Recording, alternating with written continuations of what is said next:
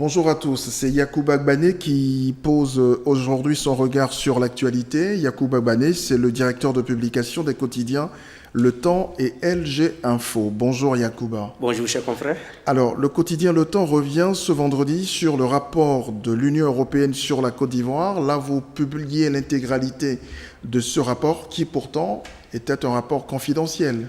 Oui, mais écoutez, ce rapport, nous l'avons déjà publié le 6 juillet dernier. Mais étant donné que ce rapport aujourd'hui fait des vagues dans le camp de M. Ouattara, qui disent que ce rapport d'abord était confidentiel, c'est vrai, il y a eu des fuites, et que ce rapport devait être sur la place publique, nous avons décidé de republier, de rééditer ce rapport. Vraiment, quand vous lisez ce rapport, ça vous donne ça vous fait vraiment froid dans le dos. Froid dans le dos.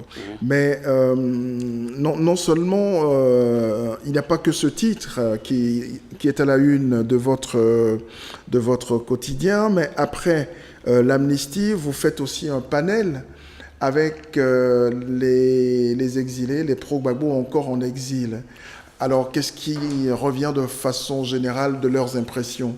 Écoutez, quand M. Ouattara a pris l'ordonnance de l'amnistie, il a dit que tous les exilés qui sont poursuivis par des crimes ou bien par autre chose sont amnistiés. Donc, nous avons décidé de rentrer en contact avec eux pour avoir leur avis sur l'amnistie prise par M. Ouattara. Dans l'ensemble, ils sont tous heureux que cette loi soit prise. Mais pour eux, elle aurait pu être prise depuis au lendemain de 2011 et que c'est 7 ans après que bon, l'ordonnance arrive. Mais ce n'était pas mauvais. Mais mieux vaut tard que jamais. Oui, c'est ce qu'ils disent, mieux vaut tard que jamais. Mais toutefois, ils sont restés sur leur faim dans la mesure où la loi d'amnistie ne prend pas en compte les 60 militaires qui sont encore incarcérés. Parce qu'ils ne comprennent pas. M. Ouattara dit que ces 60 militaires sont maintenus dans les jours pour crimes de sang. Alors que dans le propre camp de M. Ouattara, des militaires sont incriminés pour crimes de sang quand on s'en tient au rapport de la Commission nationale indépendante d'enquête mise en place par M. Ouattara. Les résultats de cette commission se trouvent sur la table de M. Ouattara. Très bien.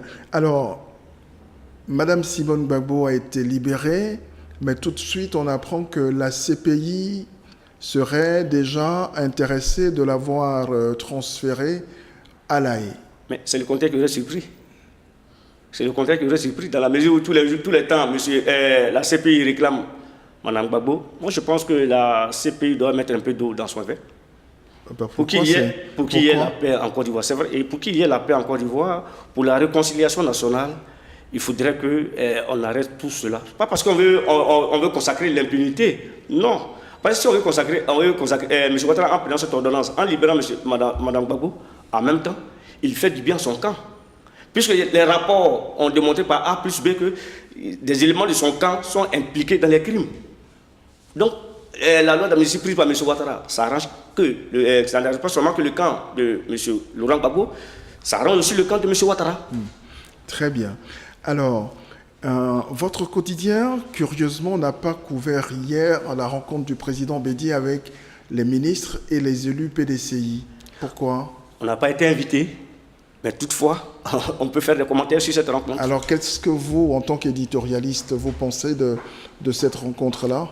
Si M. Ouattara, si M. Bédié a décidé de quitter le RHDP, sans doute, cette réunion, c'est d'informer les maires, les députés, les ministres, les sénateurs, les conseillers régionaux. Et il leur a demandé, surtout aux ministres, il leur a clairement demandé de déposer leur démission s'ils veulent participer aux prochaines élections municipales.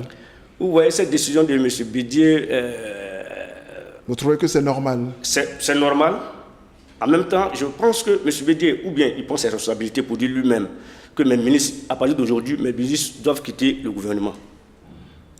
Moi, je pense que M. Bédié aurait dit, je demande à mes ministres de se retirer du gouvernement. Mais là, il met les ministres devant leurs responsabilités. C'est-à-dire quoi? Celui qui ne démissionnera pas d'ici lundi considère qu'il n'est pas avec M. Bédié. Voilà. Très bien. Donc, cela a le mérite de la clarté. Oui. Alors, on touche à la fin de ce court programme. À la une du quotidien Le Temps, il y a également la sonnette d'alarme tirée par l'Union européenne quant à la destruction massive de la forêt ivoirienne. Oui, mais vous savez, chaque jour que Dieu fait, c'est des cris d'alarme, que ce soit les villageois, que ce soit les ONG, que ce soit même des partis politiques, pour attirer l'attention des gouvernements sur la destruction de nos forêts. Donc aujourd'hui, Dieu merci, il y a l'Union européenne aussi qui vient de le mettre à la tâche. Je pense que ça pourra interpeller le régime à prendre toutes les dispositions pour ne pas que la forêt ivoirienne disparaisse. Voilà, pour préserver la forêt ivoirienne. Merci Yacouba Ouane. Bonne journée. Merci à vous de même. Merci. Merci.